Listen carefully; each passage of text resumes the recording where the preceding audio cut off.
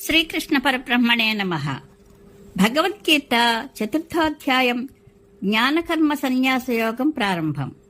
ముందు చెప్పుకున్న 2-3 అధ్యాయాలలో కర్మయోగం ద్వారా సాధించగలిగిన సన్యాసపూర్వకమైన జ్ఞాననిష్ఠా లక్షణమైన యోగం చెప్పబడింది.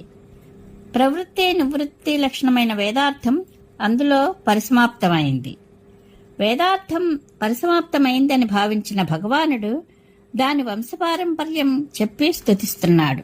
శ్రీ భగవాను వాచ ఇమం వివస్వతే యోగం ప్రోక్తవానహమవ్యయం వివస్వాన్మనవే ప్రాహమనురిక్ష్వాకవే బ్రవీత్. శ్రీకృష్ణ భగవానుడు అంటున్నాడు, నాశరహితమైన ఈ కర్మయోగాన్ని నేను వివస్వతునికి చెప్పాను.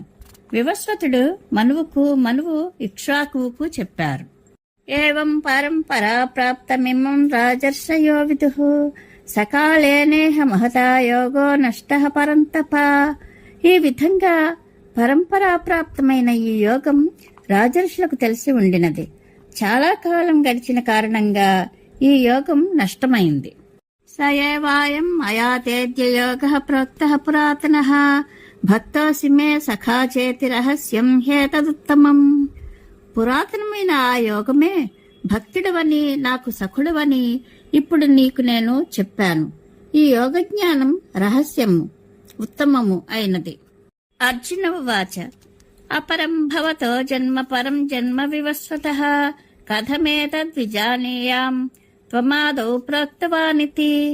అర్జునుడు అడుగుతున్నాడు, సూర్యుడు ముందు పుట్టాడు, తరువాత తమరు, నేను మొదట సూర్యునికి చెప్పాను అంటున్నారు. ఎట్లా అర్థం చేసుకోను?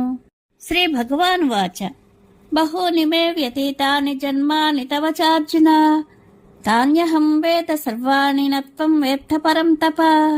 శ్రీ భగవానుడు అంటున్నాడు, పరంతప, నాకు నీకు కూడా అనేక జన్మలు గడిచాయి.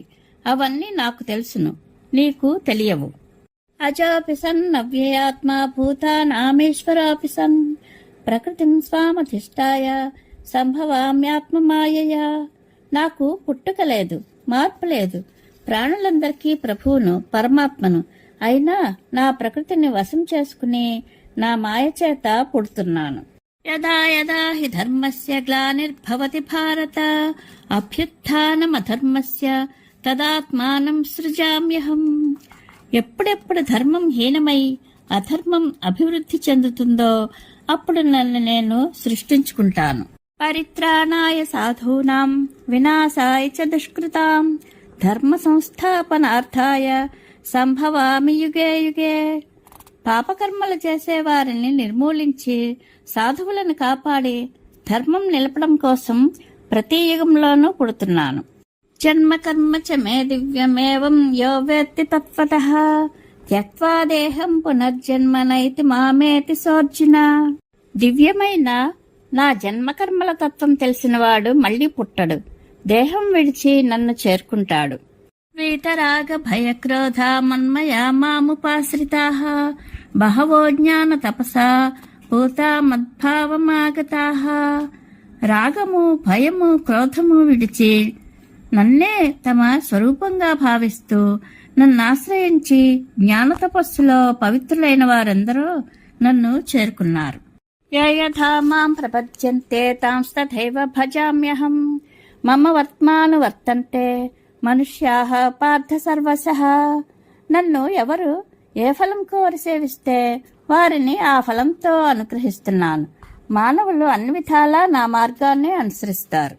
కాంక్షంతః కర్మణాం సిద్ధిం యజంతైః దేవతాః క్షిప్రం హిమానుషే లోకే సిద్ధిర్భవతి కర్మజాః.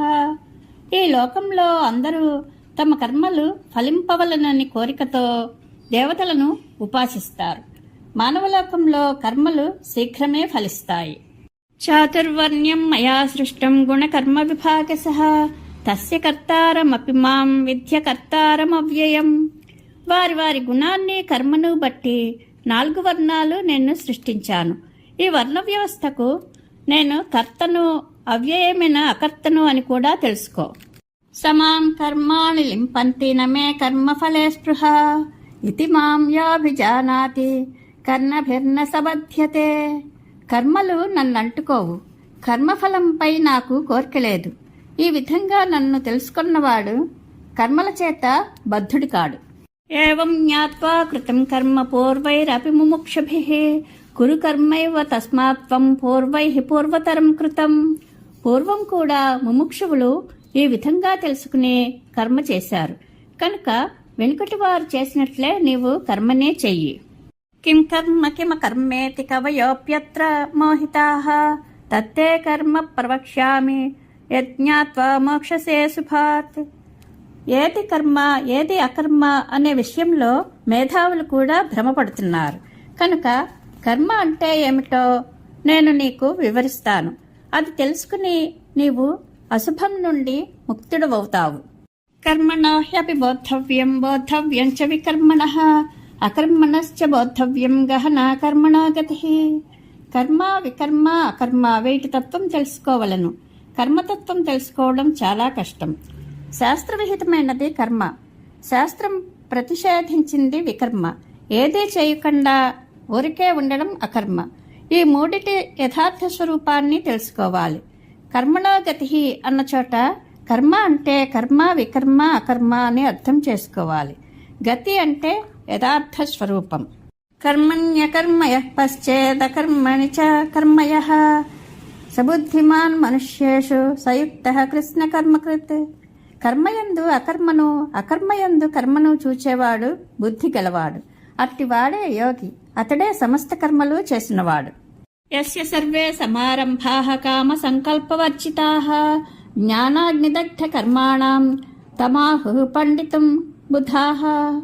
కామము సంకల్పము లేకుండా చేయబోనిన పనులన్నీ జ్ఞానాగ్నిలో కాలిపోతాయి. ఆ విధంగా కర్మలు చేసేవాణ్ణి పండితుడని విద్వాంసులు అంటారు.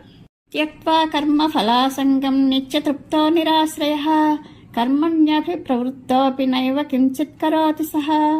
కర్మఫలంపై కోర్కలేక నిత్యతృప్తుడై నిరాశ్రయుడైన వాడు కర్మలయందు ప్రవృత్తుడైనప్పటికీ అతడు ఏమీ చేయనివాడే. నిరాశీర్యత చిత్తాత్మా త్యక్త సర్వపరిగ్రహః శారీరం కేవలం కర్మ కుర్వన్నాప్నోతి కిల్బిషం. ఏ కోరికలు లేకుండా మనస్సును దేహేంద్రియాలను వశంలో ఉంచుకొని తనదంటూ ఏదీ లేకుండా వదిలివేసి కేవలం శరీర కర్మ మాత్రమే చేస్తూ ఉండేవాడు కూడా పాపం పొందడు. యదృచ్ఛాలాభ సంతుష్టో ద్వంద్వాతీతో విమత్సరః సమః సిద్ధావసిద్ధౌ చ కృత్వాపి న నిబధ్యతే. కోరకుండా దొరికిన దాంతో సంతుష్టుడు, ద్వంద్వాలకు అతీతుడు, మాత్సర్యం లేనివాడు, సిద్ధి అసిద్ధుల యందు సముడు. ఇటువంటి వాడు కర్మలు చేసినా అవి అతనిని బంధించవు.